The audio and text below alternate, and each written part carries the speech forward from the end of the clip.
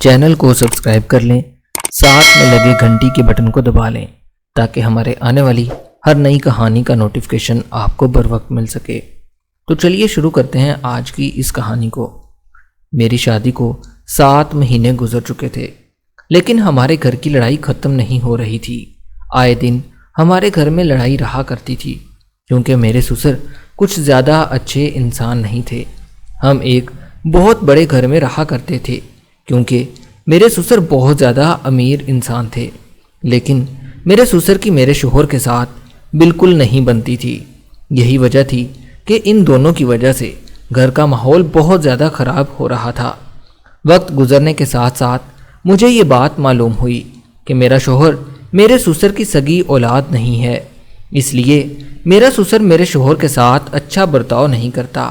ہمارے گھر میں صرف میں، میرا سسر اور میرا شوہر رہا کرتے تھے۔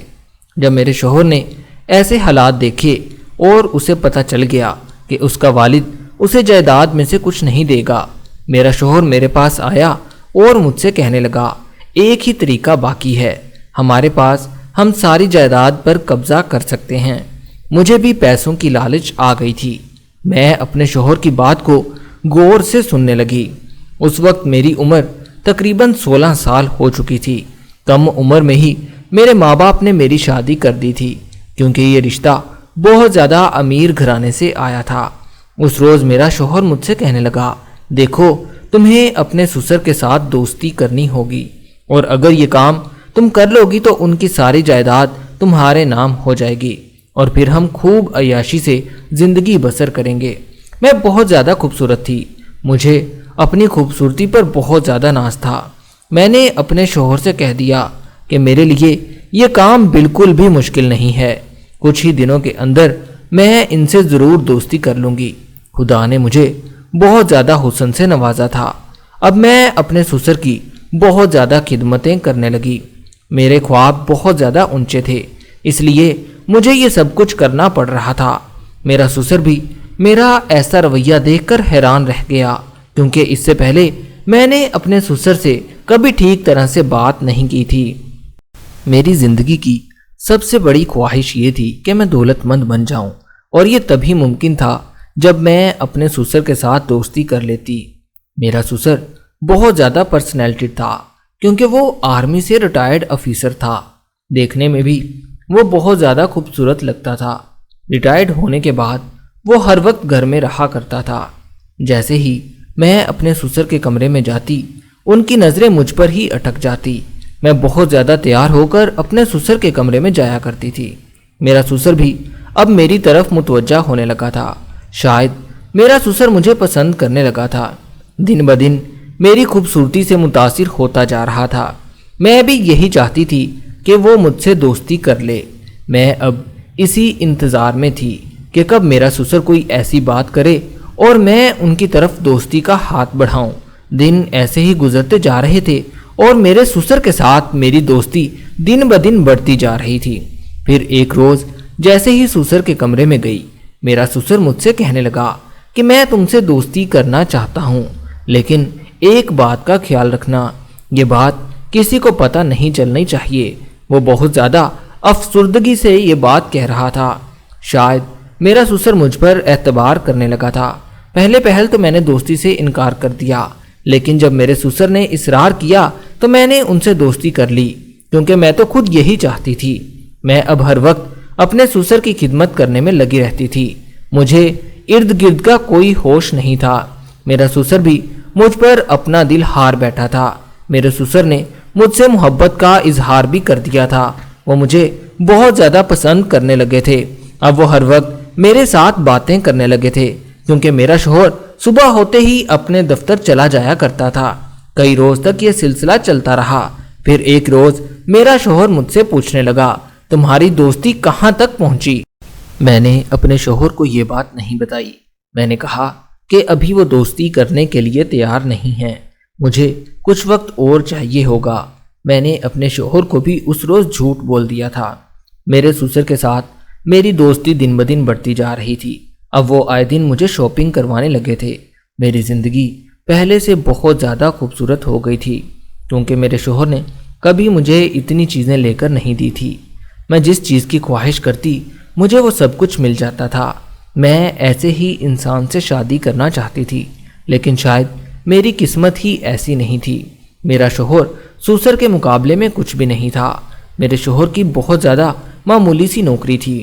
یہ اتنا بڑا گھر اور ساری دولت میرے سوسر کی ہی تھی۔ میرے سوسر کی اچھی خاصی عمر ہو چکی تھی، یعنی کہ وہ تقریباً 80 سال کے ہو چکے تھے، مگر انہوں نے خود کو بہت زیادہ مینٹین رکھا ہوا تھا۔ انہیں دیکھ کر ایسا لگتا ہی نہیں تھا کہ وہ میرے شوہر کے باپ ہیں، بلکہ ایسا لگتا تھا جیسے وہ انہی کے بڑے بھائی ہیں۔ جیسے جیسے دن گزرتے جا رہے تھے میں اپنے سسر کی باتوں سے بہت زیادہ متاثر ہوتی جا رہی تھی۔ میرا سسر میرا بہت زیادہ خیال رکھتا تھا۔ جیسے جیسے دن گزرتے جا رہے تھے میں نے بھی اب یہ فیصلہ کر لیا تھا کہ میں شادی اپنے سسر کے ساتھ کر کے رہوں گی، کیونکہ جب میرے سسر مر جائیں گے تو ان کی ساری دولت میرے ہاتھ آ جائے گی۔ ایک روز میں نے موقع دیکھ کر اپنے سسر سے شادی کی بات کرنا شروع کر دی۔ میں نے اپنے سسر سے کہہ دیا، آپ کے بغیر میرا ایسے گزارا نہیں ہوتا۔ میرا سسر میری ایسی باتیں سن کر حیران رہ گیا۔ وہ شادی کرنے کے لیے شاید ابھی راضی نہیں تھا۔ اس روز میرے سسر نے صاف انکار کر دیا اور کہنے لگا کہ میں تم سے ہرگز شادی نہیں کروں گا۔ میں نے اپنے سسر کو منانے کی ہر ممکن کوشش کی، لیکن وہ میری بات تک نہیں سن رہے تھے۔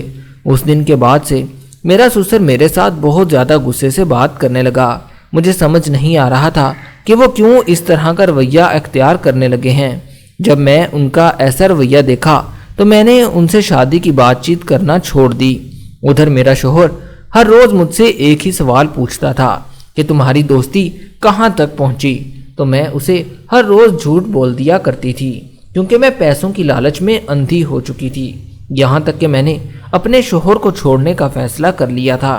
اب جب بھی میرا شوہر مجھے مخاطب کرتا میں اس کی کسی بات کا جواب نہیں دیتی تھی۔ مجھے اپنے شوہر سے دلچسپی ختم ہوتی جا رہی تھی۔ میں اب ہر وقت اپنے سسر کے بارے میں سوچنے لگی تھی۔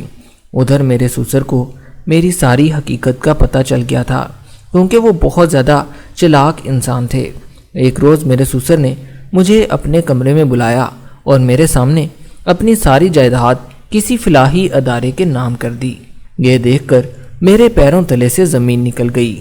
جس زمین کے لیے میں یہ سب کچھ کر رہی تھی وہی مجھے حاصل نہیں ہوئی۔ میں اپنے سسر کے کمرے سے روتی ہوئی باہر نکل آئی۔ جب میرے شوہر کو یہ بات پتہ چلی کہ میں اس سے جھوٹ بولتی رہی ہوں تو وہ بھی مجھ پر غصہ کرنے لگے۔ میں نے اپنے شوہر کو بہت زیادہ سمجھانے کی کوشش کی کہ یہ سب کچھ ہم دونوں کے لیے میں کر رہی تھی، لیکن اس روز میرے شوہر نے میری ایک بات نہیں سنی اور مجھے ہمیشہ کے لیے چھوڑنے کا فیصلہ کر لیا۔ شاید میرے سسر نے میرے شوہر کو میری ساری باتیں بتا دی تھی کہ تمہاری بیوی مجھ سے شادی کرنا چاہتی ہے۔ میں اپنے شوہر کے سامنے نظریں نہیں ملا پا رہی تھی۔ میں نے اپنے ہاتھوں سے اپنا ہی گھر برباد کر لیا تھا۔ ادھر جب میرے سسر کو اس بات کا پتہ چلا کہ ہم دونوں کی لڑائی ہو گئی ہے تو میرے سسر نے میرے شوہر کو بھی اپنے گھر سے باہر نکال دیا اور کہا کہ آئندہ میرے گھر میں آنے کی کوئی ضرورت نہیں ہے۔